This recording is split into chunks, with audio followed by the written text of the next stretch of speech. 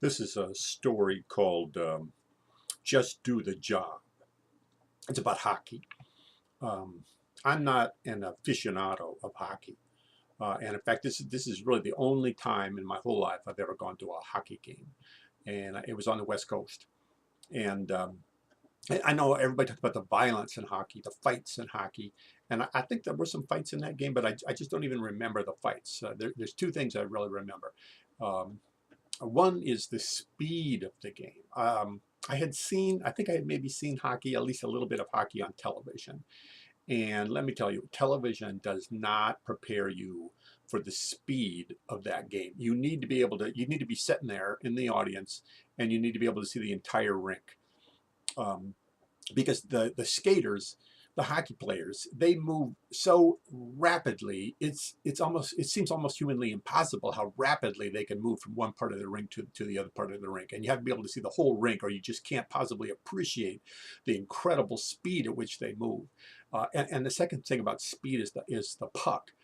The puck can move it seems like the speed of light. It can move so fast you can't see it. The human eye can't really follow it. You go, what the hell happened to the puck? Oh my God, it's over there. And it's like it teleports from one part of the rink to the other part of the rink. So that's the first thing, and that's just incredibly exhilarating to watch that speed.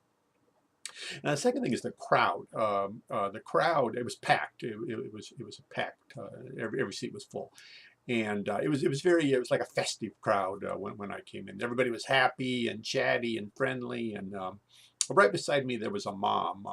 I don't know, maybe 40 years old, and she was wearing a pink dress, I remember, and she was very friendly. And she showed me a ring. She had one of those kind of rings, where the birthstones of her children. She had like 3 or 4 kids, and all of their birthstones were in her ring. I remember her showing me that. I thought, oh, what a nice lady.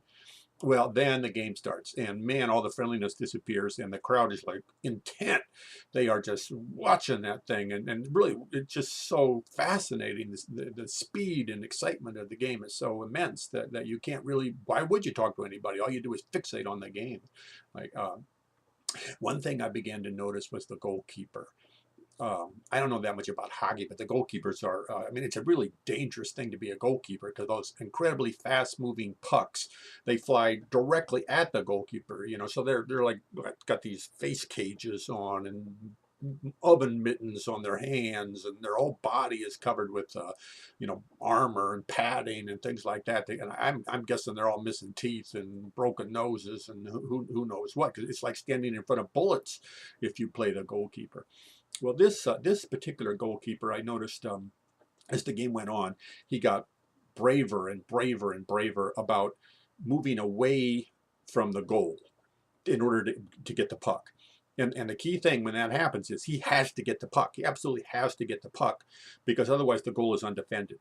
Other people on his team will try to defend it in his absence, but I'm sure they don't want that to happen. But he was really good, and I think his confidence was getting greater and greater that he could get that puck. He could absolutely get that puck no matter where that puck was. If it was anywhere near him, he could get it. Uh, well, what happened was the puck ended up at the other end of the rink, and I think his team thought they were going to score, and they were just, man, like buzzing bees around the goal, trying to score, and then just like that, all of a sudden the puck popped out of that group of hockey players at the other end and flew all the way back where the goalkeeper was, the other goalkeeper, and it didn't go right to him. It kind of came into his area, but and it just bang like that so fast, and he went to get it, and it was farther out than he had ever gone. But he wasn't going to let that other team come and get that puck. He was going to get to it and probably send it sailing back in the other direction, I suppose. But what happened was when he dived for the puck, it with those big like oven mittens, he didn't get it. It just danced right away from the tips of his fingers, his gloved fingers. And then he's like, oh my God, and he's trying to get it, and each time he's fumbling it, he's not getting it. It's just, and meanwhile all the other hockey players are coming at him. It's like they're like the demons from hell. I mean, they're just coming at him incredibly fast. And it was like, I don't know if you've ever been in a car accident, but sometimes it's like time elongates as you're ready to crash, it's like what happens in, I suppose, a second seems like it takes 10 minutes. And that's what happened. I was just, I mean, I was just so caught up in what was happening. And he's trying to get the puck, and he's farther and farther and farther. And now he's like, oh my God, I can't believe how far the goal is completely open. Nobody is guarding it. And he's way over by the side of the rink. And here they come. And he makes one last desperate lurch to get that puck. And I think he didn't even know where he was anymore. He crashed his head into, bang, the side of the rink. So, I mean, I was way up in the audience, and wham, you could just hear it like taking a baseball bat and hitting a car with it. Bam!